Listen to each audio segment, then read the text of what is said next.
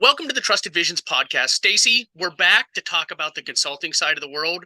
To our audience, I apologize that you don't have a view. Our mean marketing guy, John, said that he couldn't do this whole sun in my face thing anymore. So you don't get a view today because the sun is out unless we start doing it at dusk or dawn, Stacey. So with that being said, last week we talked about kind of the broker dealer side and how consultants can come in and really help revamp their recruiting success. And so this week I figured it would be a good step to talk about the OSJ or enterprise consulting side. As you know, Stacey, we get contacted several times a week from OSJs or enterprises that say, hey, we're not having success recruiting, or hey, can you help us have greater success? And so I'm going to start with this side of it is from an OSJ standpoint, I think it's important to know when you're looking to recruit, the first thing you got to ask yourself is, are you with the right broker dealer to be able to have success in recruiting? And I'll give you a prime example of that is an OSJ we're actually working with reached out, I don't know, several months ago and said, hey, I'm looking to recruit. And my feedback to them was, look, I understand you're looking to recruit and you have a great value proposition, but your broker dealer is in such influx right now. Ethically, we couldn't really send somebody to you given all the uncertainty of what your firm is going through. And so as an OSJ that wants to recruit, I think that's the first thing you have to ask yourself is, am I with the right broker dealer partner to have success in recruiting? In addition to that, if you're not, I think the important side, if an OSJ is looking to make a broker dealer change, a lot of them get dazzled with that big upfront check. And if you're going to have success in recruiting, you got to think long term with whatever broker dealer you're with and not go out and take the highest upfront money. Make sure that you're negotiating the right pricing and payouts to have success in recruiting because you want to be able to beat your competition. So that's payout, that's advisory pricing. And a lot of broker dealers will adjust the transition money down to increase the payout or pricing. And so that's something to think about. And I think that's where it really comes into working with a team like Stacey and I to talk through all of that. In addition to that, the last thing I'll touch on is, do you have the right infrastructure in place to be able to have success in recruiting? Because your value proposition is great, but do you provide a added layer of service or support to your advisors that are looking at joining you versus what they would get at a broker dealer?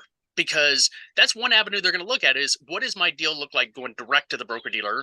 And then what does my deal look like going with you as the OSJ or enterprise? And we see this a lot with one of the enterprises we work with a lot, Stacey, where they always make it a point to better the economics for that advisor going with them versus direct. And then they have added layers of support. Like they have an advisory team in-house. They have a transition team in-house. They have an operations team in-house. And so that's something that really sets you apart versus saying, hey, come join me, but I don't have that staffing in place. And so as an OSJ, if you're considering being a recruiting OSJ, you need to think about that of, do you want to put forth the money and time and effort to build out that infrastructure to ensure you have success in recruiting long term? So enough of my talking, Stacey. I'm going to hand it over to you and just let you talk about kind of some of the points of value prop and payouts and pricing. Thanks, Jeremy.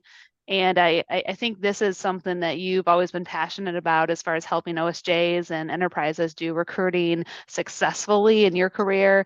I've seen it in mine, and it's fun. When you get the right combination and find success in getting advisors on, you can just take them further. So you got the broker dealer and their value prop, but if you as an OSJ office also have a fantastic value prop that sets yourself apart, it's just a fun recruiting experience because you can start saying yes and start making a difference with so many advisors that are good fits. Now, from that value prop, I've worked with lots of offices that want to be that recruiting office. They want to be the destination. They want the corporate recruiters from their firm to be sending them leads. You still have to have that value prop. Like, you can't just ignore it. Just because you're nice people or just because of where you're at, you should get leads. So just think that through, whether you like the word value proposition or not. And I've had those discussions in the past. What makes you different? Why should a corporate recruiter? Why should someone send you a lead, refer it to you, than someone down the street or even someone a state away? Because geography doesn't really matter anymore, right? What are you standing out for, and why someone should join you long term and stay with you? So just really have that defined, and how you can share that with someone to make a difference. You touched on this, Jeremy, too, from the infrastructure and just how you price and negotiate from the broker dealer when you join them. You've got to look at the competitive pricing standpoint from recruiting. Now, I like to give two examples. In my career, there was two OSJs that were actively and successfully recruiting, and I'd refer business to both of them. One had a pretty large override, not the highest payout, but they had a value proposition of helping win business, close deals, and growing the gross production, where the advisor ultimately, if you can expand that far enough, you can net more in the end, right? The other office did skinny margins, and they grew by size, by scale, but they were competing with the highest payout that they could expand and give to their groups. So two different value propositions, one more driven by payout, one driven by the growth of the business, marketing, back office support. So you can go either direction and be successful, but you do have to know how you're presenting and which lane you're in there. As far as working with the back office, I just want to touch on that real quick. Sorry, the gnats are killing me. I can see them. Yeah, so working with the back office, and Jeremy, I'm sure you've seen this. I've seen it. Don't be a jerk. Yep. It's a pretty simple thing to do, because a corporate recruiter does not have to send business to you if you're a jerk to them. I mean, it's really simple. Build rapport, build a relationship. You don't have to be besties. You don't have to be fake, but you have to respect that other person from the corporate recruiting side if you want to get leads from them and have them work with you. So, and I would just keep in front of that person, right? Because they're getting a lot of probably requests for lead flow from other offices as well. You, again, just build that relationship, build the trust, make sure they know your value prop, and keep in touch. That's probably the best advice I can give. And again, don't be a jerk. And those are great points, Stacey. I would also touch on, and I forgot to mention, for recruiting OSJs, reach out to third-party recruiting firms outside of just Trusted Visions.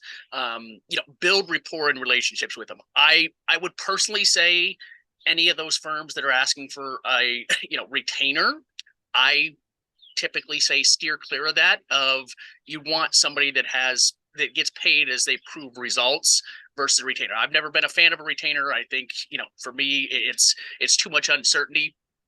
And for our audience, if you want to learn more information, we have turnkey consulting programs, just like we spoke about last week about the broker dealer side. We have turnkey programs for recruiting OSJs that really want to take the recruiting game to the next level.